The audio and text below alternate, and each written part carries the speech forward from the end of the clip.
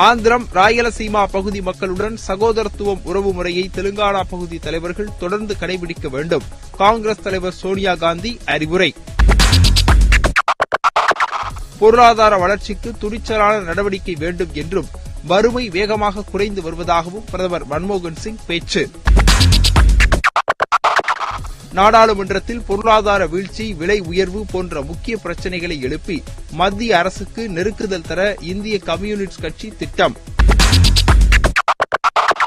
சந்திரசேகர ராவ் காங்கிரசுடன் தனது கட்சியை இணைப்பதாகவும் தெலுங்கானாவின் முதலமைச்சர் ஆவார் என்று எதிர்பார்க்கப்படுவதாகவும் தகவல்.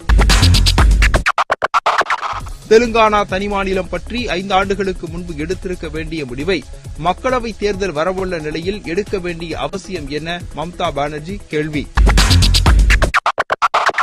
உத்தரப்பிரதேசத்தை 4ஆக பிரிக்க வேண்டும், பகுஜன் சமாஜ் கட்சி தலைவர் மாயாவதி கோரிக்கை.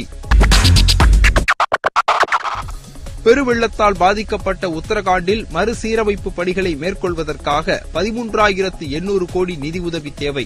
மத்திய அரசுக்கு மாநில முதல்வர் விஜய் பகுகுணா கோரிக்கை. மேற்குவங்க மாநிலத்தை பிரித்து தனி மாநிலம் அமைக்க முடியாது, முதல்வர் மம்தா பானர்ஜி பேச்சு.